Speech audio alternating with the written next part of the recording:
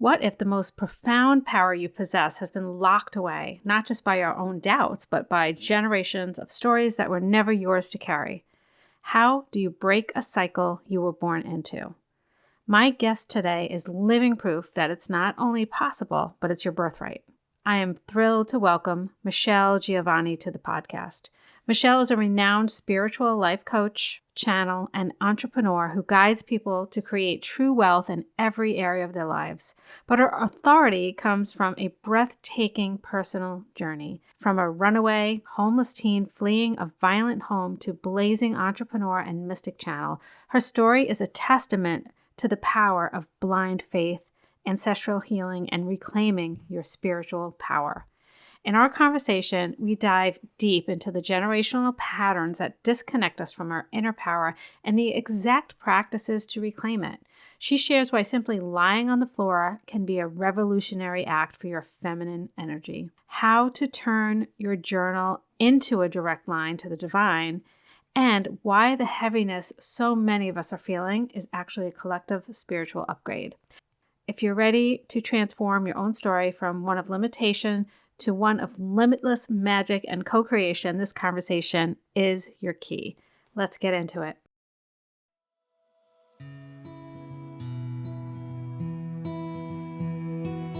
You're listening to the Soul Aligned Self-Care Podcast. I'm your host, Tina Stinson, and I had a stroke at the age of 39 from stress and burnout that shook my world.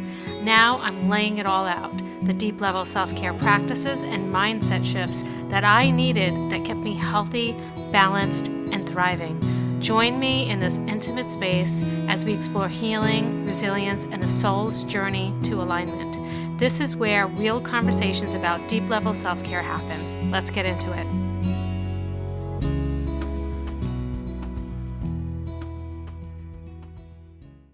Hello, and welcome to the Soul Aligned Self-Care Podcast. How are you doing today? I'm doing wonderful. I can't wait to dive into this conversation with you. Yes, me too. I'm actually really excited. One of the things I love about getting to interview people like you is I feel like I benefit so much myself from it, and I love sharing that with the listeners. So I just get so excited when I get to talk to someone like you. So I'm just going to jump right in, and I would like to talk to you about how do we start to unlock our true inner power so that we can, achieve what we want to or reach our goals or whatever it is that we want to bring into our lives. Yeah, it's a beautiful place to start. I feel like women have been taught to disengage, not really know who they are, not really value who they are. If you think of the old times, we were bartered Yeah. as power moves, right? We were traded as property. And in that notion, the property had more value when it didn't know herself, when she reflected what others wanted to see in her. And so from that state, we've been inheriting, passed on a lot of generational beliefs and programs that get lost and confused in really getting to know who we really are, getting to value ourselves, getting to really stand in that question mark. And that's the thing, that the value that we have, this power that we have, is always evolving. It is never fixed. It's never like, this is who I am and that's it. And the moment we actually attach ourselves to thinking that we're one thing, we start to suffer, because in that attachment, we start to limit the expression of what wants to move through us. And so I feel like as women, we get to live in the great mystery, the question, but at the same time, understanding that we need something to calibrate towards. So that question has to also be answered by ourselves, like, well, who do I choose to become? What is the power that I get to become? What are the desires that I truly have? What are the desires that are calling me forth? And in those desires is where spirit, God, whatever you want to call this higher power that I feel animates everything, starts to move through us to answer that question. And so I feel like But the way that we unlock it is by actually asking ourselves, what do we want to experience? What are our desires? What's the life we want to create? And from that stance, we then get busy becoming the very embodiment of all those desires. Yeah. So would you say that one way that we could really start to do this is just by asking ourselves the questions about what do we want? And how do we not limit ourselves though? Because we've been so limited for so long. I love the way you said that. It's like it's in our genes because all of our ancestors before us, like we're the freest, obviously, that we've ever been for now, and and you know, but we still carry all of that. Even the things I noticed that I carry just from my mother that were passed down from her mother and then her mother. How do we not acknowledge what we want, but then also I think we always play it so small. How do we really expand into what we really want and allow that to come through us? It gets to be a practice, especially if you're not used to dreaming and imagining and moving through connecting to those desires. So the questions are oftentimes uncomfortable to sit in. What do I desire? What's the life that I dream of? What is the reality that actually has me turn on and be alive and feel alive? A lot of times women have been programmed to want the bare minimum and Hmm. to not sit in that question. Oh, whatever you want, honey. What do you want to Yeah, eat? Oh, whatever you want, honey. yeah, Because we're not willing to sit in the discover, like, no, what do I want? hmm, Do I desire? What actually would make me feel really good, would make me feel really excited, would wake me up every morning? I feel like that sitting in the question requires us to meet the discomfort that is in the muscle of intimacy with ourselves. And at hmm, times, especially now with these gadgets, we're avoiding intimacy at all costs. We won't pick up the phone, we won't text back, we won't engage. We're playing God in our little bubble. hmm. God really moves through our desires because God is seeking to express and experience itself through you and your desires. Yeah, yeah. I truly believe that. I noticed that now that I'm older, I don't like hold back at all anymore. Like I know what I want and I just go for it and I don't care what anybody thinks. I don't care if someone thinks it's stupid or I'm silly or it's, not worth chasing after, whatever they might think. I just don't even care. But what I would love to see is someone a lot younger than me being able to reach that point that I'm at. I'm 57, but I want to see them doing the way I act, the way I feel when they're in their 20s, just all the time. I don't want them to be held back. And so I want to be able to help women cultivate that in themselves and feel comfortable with it. And Mhm. so are there some like practices or that women can do that will help them open up to it more? I know meditation can be helpful and those kind of things, sitting still, just allowing yourself to be and get off like the doing parade is what I call it, where you're like always you always have to be doing something to feel worthy of it. But what kind of things do you think help women move into that? I love this. I first of all, you look amazing for 57, Thank but you. I really want to just thank you for what you just said because some women reach their mid 50s, their 50s, and think that it's over. And I feel like I'm just starting to scratch the surface. We're Mm-hmm. just starting to unravel like the greatest expression in every moment. And so I love that you're owning that. And I think that it takes a lot of women that are stepping into that eldership to really model that for us freely, fully, going after their dreams fiercely. There are many different practices. I feel like I just taught a class on this. So this is just perfect timing and of course the Well, synchronicity. But there are four different pillars. There's four different archetypes as well. The way that I teach it, the divine feminine frequency, you have the oracle, the one that receives the vision. She's the one that is deeply connected to the desires that God has placed in your heart. And then you move it into the high priestess. She's like the leader. She's the one that's discerning. She's the one that's setting the stage and learning how to adorn your home and yourself to really step into that desire. Um, but these practices, once you move through these pillars, and there's also the muse and the mystic, the one that Mm-hmm. alchemizes, the one that creates and shares. She's the artist, the muse, and the mystic is the alchemist. There's all these different archetypes that are in us. And at times, what we've been taught as women is to embody the masculine, which is all Mm-hmm. about the doing parade. It's Mm-hmm. all about the overdoing, the overholding. And we saw it in our moms. They tended to take on way more than they should have. The men come home and they take off their slippers and they stay on the couch and they disconnect and dissociate in front of the TV. And it creates a resentful, bitter wife that's stuck in her masculine, Mm-hmm. while the man is actually in his feminine. And, Mm-hmm. and so we need to start to look at the places that we have shrunk in and not allowing ourselves to take the space, not allowing ourselves to fully trust ourselves. And so when you ask me about practices, a really great practice, and it's going to be really uncomfortable. It's called Mm-hmm. femme-easing, where you just lie on the floor, Mm-hmm.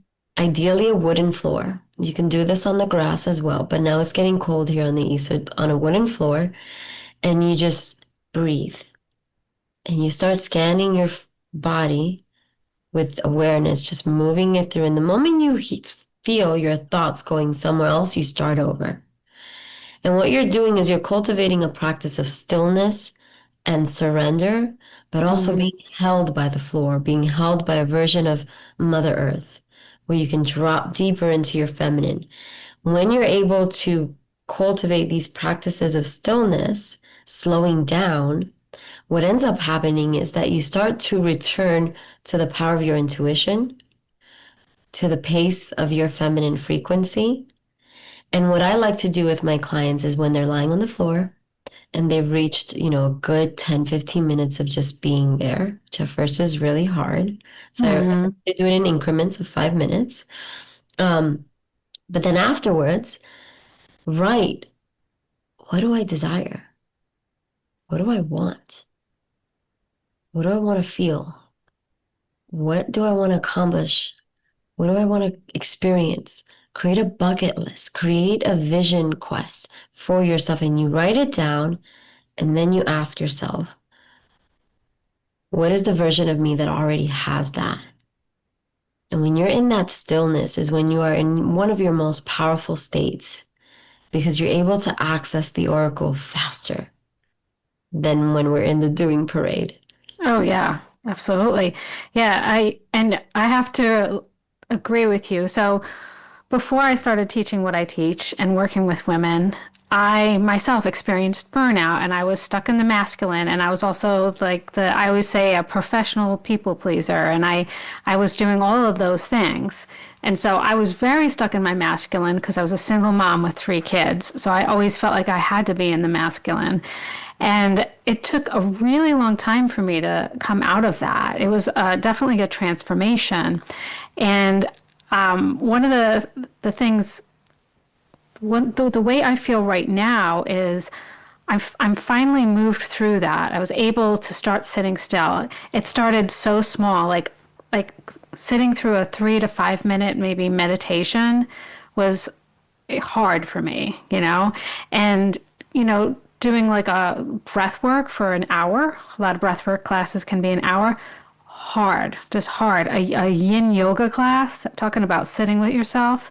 Those are things that can be really humbling when you do them because you think it's easy. But I was always like, I'm going to go to the power yoga class. I'm going to go for a run. You know what I mean? Like, I never did any of these things. Now I just love them, sitting, doing a yoga nidra, doing all those things because I can sit with myself now. And being the age that I'm at, and this is both beautiful and also kind of sad. But one of the things I talk about is I feel really, really free right now at my age, which I think is really, really beautiful. I feel like if you So beautiful. slow down the metamorphosis of a butterfly, right, into the lifetime of a woman, I'm at the point where I'm just spreading my wings. You know what I mean? And the reason I feel free is because there's absolutely no expectations, because women my age are invisible. They're not valued in our society, at least. And they are kind of forgetting. There's no like, oh, we expect you to get married. We expect you to have a baby. We expect you to have a career. They don't expect anything from me. I can literally do anything I want right now.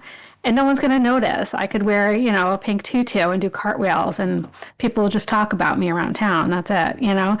So I feel like it's both beautiful and sad because I feel like women are the most powerful beings on earth. And that's why we're so suppressed because we're powerful. And women my age, women at all ages, are very valuable. But women at my age are very valuable and they're not stepping into almost like, for lack of a better word, the job that they have, which is to support other women and to educate other women and to, be there, the crone, so to speak, And so I'm rambling now, but I just feel like it's beautiful that I could be, there's no expectations. And at the same time, it's a little bit sad. And I hope that that can change. And one of the things, like you just said, sitting in stillness like that is so eye opening because it just allows you to be and it opens you up for that, almost like that inner conversation with whatever you want to call it, that higher power. So you talk about your channel, right? Yes. Can you talk about that? Because that is just definitely something I know nothing about. Yeah. I don't think I do, at least. And what is it? And what does that mean? How do you use that in your life? So I want to go into that, but first I want to say some things to what you just shared. Okay. So I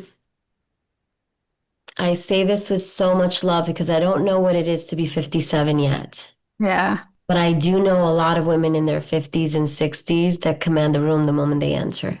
Mm-hmm. And I do know, even Yes, my I do mom, too. who's in her 60s, she is one of the most vibrant women that I ever like have met. Like my mom is just I love this that. ball of fire and life and vitality.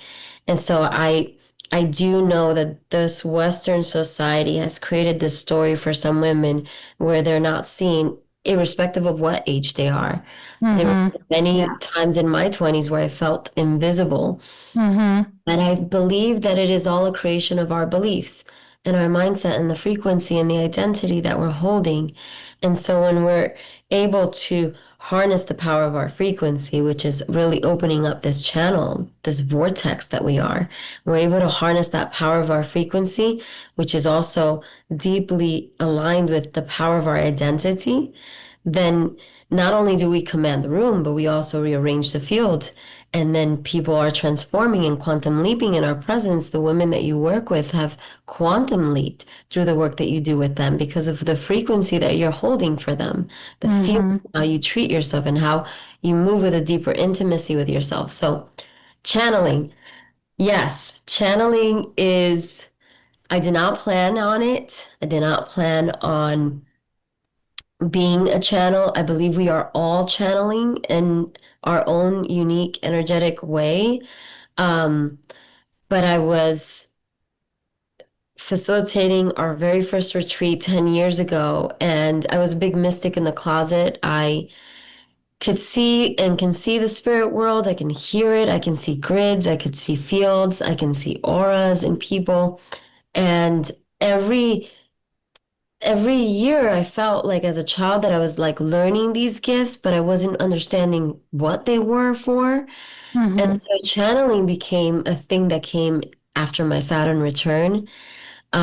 Very similar to Abraham. There's different channels out there, Bashar and Mariah Mm. and these. I love Bashar. They're amazing. And Yeah. I'm so grateful for them because watching them had me feel less crazy. And Mm-hmm. so I started by channeling in my retreats, then I opened up my magic mystery school, and it was really just to create an opening of a door for people to really understand that we are all channels of spirit. We are all here to create a whole new world through the power of our frequency. And when you move through that stillness, when you cultivate presence, when you're able to sit in that discomfort, you start to open up that intimacy field within yourself, with your ancestors, with your guides. You know, a lot of people treat the dead as if they're dead. Mm-hmm. That are more alive, I would say, than us, because we're slowed down by this body that is dense. Mm-hmm. But every single being is alive and thriving, and they hold a certain energetic piece of the pie, the piece of a puzzle.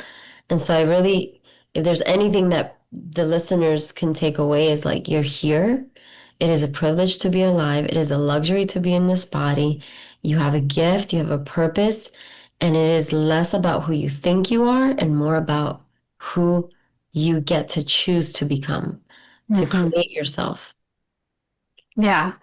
I talk about that a lot. I talk about how I did this certification a while back, to become a life purpose coach. And while I was going through the certification, one of the things that came to me was nobody really needs a life purpose coach, because not in the way that I was being taught to be a life purpose coach, because really what our purpose is, what I think, in my opinion, what our purpose is to follow our joy and to do that and do it with as much passion as possible, and then keep doing more of what you enjoy and share that with the world, and then just put that on repeat, really. And because everybody's so different, I always say that there's like every person is a puzzle piece in in humanity. And if you don't show up as your puzzle piece, then it's not going to all flow and fit together. It's not going to feel good. But if you show up authentically as yourself and you just do what your purpose is, which is to follow your joy and share that joy, then everything flows a lot better. And I noticed that when I Well, I showed up, think you would make an amazing purpose coach, because what well, you're down for people right now is exactly it. So yeah, many it's, people, especially women, find joy threatening. mm-hmm, You know, when we were children, the 1 in 3 women have been sexually assaulted for mm-hmm, being joyful butterflies, for being mm-hmm, seen. And so a lot of the wounds that we inherited and that we created through our 0 to 9 time frame and beyond, because as women it doesn't end, as humans it doesn't end, were created in relationship with others. And so I do believe that people like you, like myself, are needed more than ever to hold space, to rewire that relational field so that they can actually meet themselves with intimacy and devotion and presence and yeah. joy. Yeah, I agree. When I went into the life purpose certification, I went into it in a very masculine way where I was like, okay, if you just look at all the different jobs you had and what you enjoyed doing, then, you know what I mean? It was very Yeah. like Yeah. regimented. And then when I got through it, I was like, it was the one of the best things I ever did, because it made me realize that I just didn't want to sell it that way, because finding your purpose is so simple. It's so simple. It doesn't have to be this long, drawn out process where you have to hire a life purpose coach. And, like you could hire a life coach, and yeah, I would love to work with people doing that. But it is very simple. And, I talk about it quite often, but it was like just like this epiphany, that hit me at the time. It was a I while ago love when I that. took that course. So going back to the channeling, because I love the idea of this. I wonder, like, in your opinion, the information that comes through to people, it Mhm. seems like, where do you think it comes from? Is it from the ether? Like, is it from source or universe or God or whatever people want to call it? Is it from ourselves because we're infinite beings and it's just coming from ourselves, or all those lives that we've lived, all those experiences we've had. What do you, in your opinion, what do you think it's coming from? This is such a great question. So here's how I have it. There are worlds within worlds within worlds. The way that I explain it in my retreats is if you look at your body, it is an ecosystem of cells, cells that come together to form a specific organ or a specific part of your body. And those cells are alive, miniature little versions of you that have a thought and a sound and that are literally holding a specific frequency. But we're not separate from the field that is our home. We're not separate from the field that is our city, our town, our country. And then you zoom out the earth, Mhm. you zoom out the galaxies. I really do believe that there's worlds within worlds within worlds. And just like we think there's 8 billion people, those 8 billion people in the earth come together and create this being that is alive. And then there's overarching souls beyond that. And so I do believe that it comes from a higher source, a being that is overarching all of us, that organizes and is also awakening through our own awakening, is getting to know itself through our own awakening and embodiment. And it's not like the way that people hold God in the Bible or the way that I was taught in Catholic and Yeah. Christianity, like there's this guy on the cloud that's judging Yeah. everything you're doing. I really believe that it's this higher being that through the desire of getting to know thyself, fragmented itself through all of these fragments and is expanding and growing. And this is why science is even showing that, we're discovering Hmm. moons and more planets and more things because there's an expansion occurring because all of us are awakening and Yeah. moving through very auspicious time right now. My guides continue to preface like these next few weeks, these next few months are such pivotal times because we're all awakening. We're all creating this deeper alignment where we're present to what's not working, even things that were working but no longer serve us. We're Hmm. questioning things. We're starting to question our patterns, our traditions, our way of relating to ourselves and each other. And so I just feel like we have been given the biggest gift. So Yeah.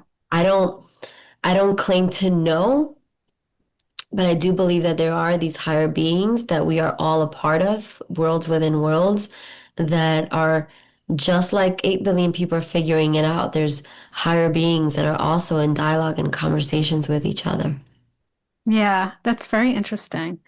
I do feel um like that every day, the past couple of weeks and then the weeks to come, I do have this very, very strong feeling that a lot of the things that we are forced to do to live in the society that we live in are so like meaningless. But it's like you have to go through the motions because you have to pay the bills and you have to do all the stuff that the shoulds in our lives. And this morning I woke up and I was just like, I don't know, lately I've been really feeling it. Everything feels really, really heavy right now. And I'm just like, I just want to like paint or just like bake or like, I just don't want to do anything. Normally I'm very, I don't know, productive or I'm always doing stuff, and I enjoy it and I love getting my hands in my business and doing all this stuff. But lately I'm just like, yeah, I just want to go outside and play and I don't I don't want to do anything. It seems really pointless. I have like this feeling, not like not like a bad feeling. I don't know if I'm conveying what I'm feeling right now, but it's a weird You feeling. you totally are conveying it, and you're not the only one. Every Yeah. single person is feeling it. I wrote about this, calling it the best way that I can describe it is that humanity is going through a collective initiation. Our consciousness as a whole is being massively upgrading over the coming weeks. And so what you're going to start seeing, Tina, is like the payment systems going down, Yeah. bank systems going down. You're going to start seeing this like frenzy of technology having to be rebooted, but it is all mirroring our own upgrade that's happening on a consciousness level. And it's why the old things are feeling like a drag. The things that Hmm. make you feel good are like, I just rather do my art or bake Yeah. because there's a part of you that knows what it's moving through and it's bringing you deeper into a deeper alignment. Yeah. And I know it's like I have this deep knowing that a lot of the stuff is not going to matter. What we're shifting into, like a lot of the stuff that I'm building right now is going to be like it's just I just know it's not going to matter. None of it. Like so it feels pointless. And then when I'm doing things like my art or like baking or like being outside in nature in the garden, those are just things that are going to continuously bring joy to myself and other people, you know? And so you have to, it's almost like you're forced to live in this reality that is collapsing, around us.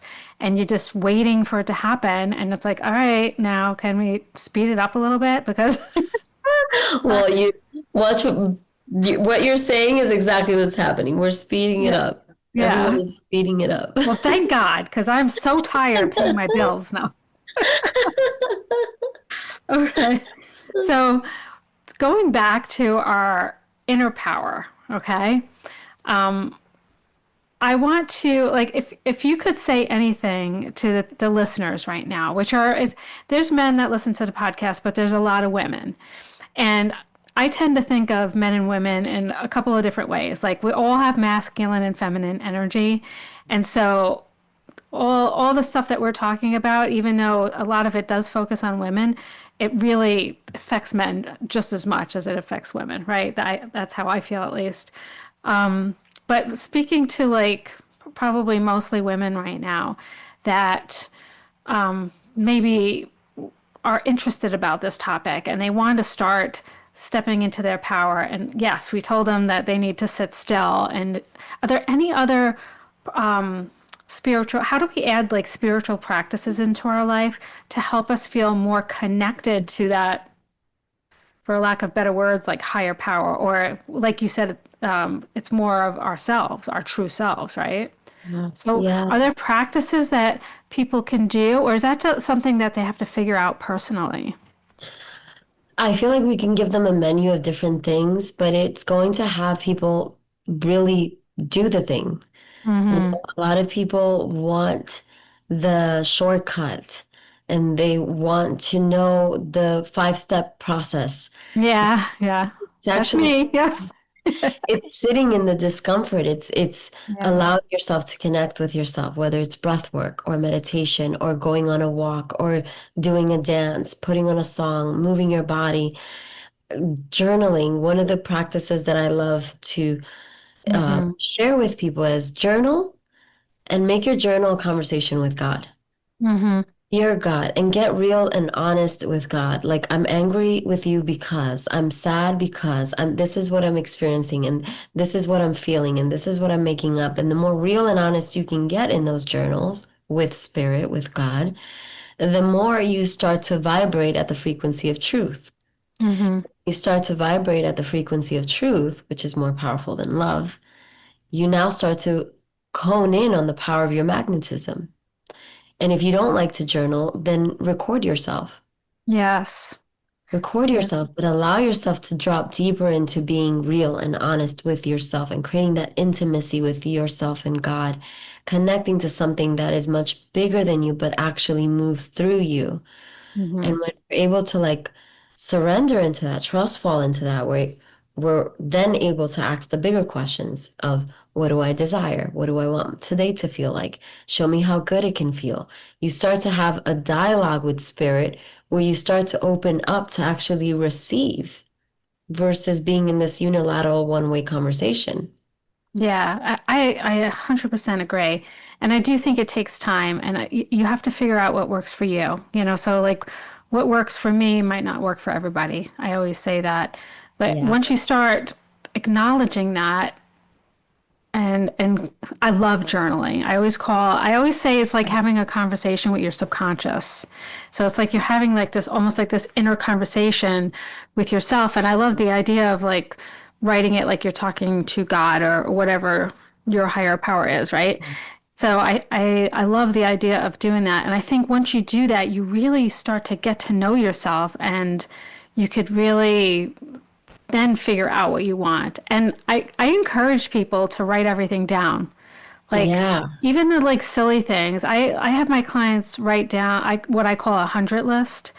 And I tell them to Mm, write 100 things that they want to bring into their lives, which is I almost love that. impossible to do. Like writing 100 things. And I shouldn't say impossible because But I'm sure. again, sitting in that discomfort, the other thing that I wanted to add is that the feminine is deeply connected to her senses. Uh-huh. We're sensory beings. We can feel, we can intuit, we can sense things. And so learning to play in that sensory field, so turning on a candle, an incense, flowers, the way you dress yourself, being in this like, how does my life feel? How am I allowing myself to fully receive my life through the senses? That will start to awaken your feminine and you're in the truth frequency of like you journaling and getting real and honest. Yes, you get to know yourself, but the frequency of you vibrating in your truth frequency, that starts to rearrange things. Things start happening, things start moving, things start shifting, and you start to wonder how it's happening, but it's beyond what we can understand with the mind. I'm gonna try to like shift a lot. I journal a lot and I actually do that with my clients. Actually on the podcast too. I constantly giving out journal prompts because I love it. I think it's just so powerful, but I'm gonna try to shift my perspective when I'm journaling and journal like I'm talking to somebody, Yeah. and I think that I would like that. I think that would be a lot of fun. Tell me how it goes. Yeah, I'll tell you how it goes. So, how can people connect deeper with you? I know you have a lot of stuff going on. So, tell me some of the ways that people can connect and work with you. Yeah. There are different ways. So I have retreats. One of them is called Sacred Alchemy. One of them is called Sacred Magic. And again, this is about awakening the embodied alchemist. Sacred Magic is about awakening the embodied magician. And the way that we've learned to create in this world, to move, has been through a lot of warrior energy, masculine energy. But the alchemist, she is the one inside all of us, whether you're a man or a female. Both come to my retreats because it's exactly as you said, there are these two energy currents within us that have to be reparented to learn how to trust each other, to then marry each other, to move in this divine union within ourselves where we know what we want, we know who we are, and we know who we are becoming.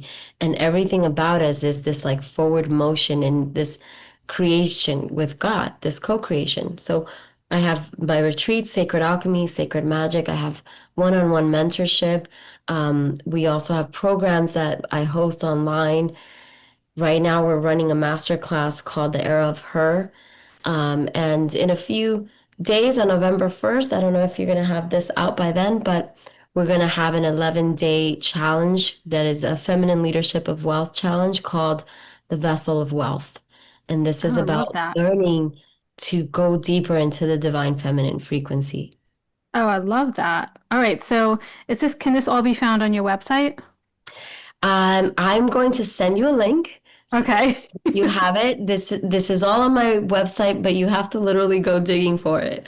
Okay. But I will send you the link so that you have it to share All with. right. That would be wonderful. And this probably will be out before November 1st. So that would Oh, be beautiful. yeah, yeah, because Beautiful. I'm not backed up right now. I don't have a lot of recordings to edit, so that's Yeah, the exciting. link is michellejeovanny.com Okay. slash era.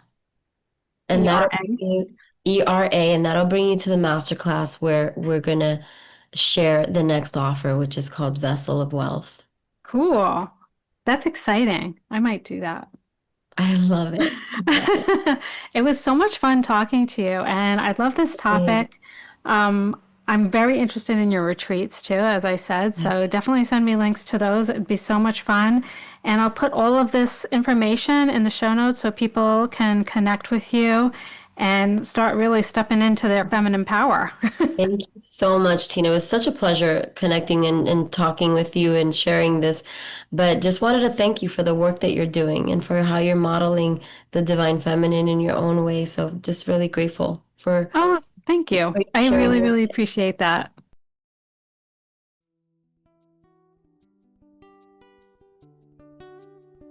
Thank you so much for spending this time with me today. If you enjoyed this episode, be sure to subscribe so you never miss a new one. And if you're listening on Apple Podcasts, I'd love it if you could leave a review. It helps get the show in front of more people who might need this type of support. And if you're ready to take your everyday self-care even deeper, come join us inside the Soul Aligned Life Patreon. Every week, you'll get new self-care practices and tools to help reduce stress and overwhelm. Plus, we do a monthly reset to keep you aligned and supported always. You'll find the link in the show notes, and I'd love to see you there. Until next time, be sure to take good care of yourself. Love you. Bye.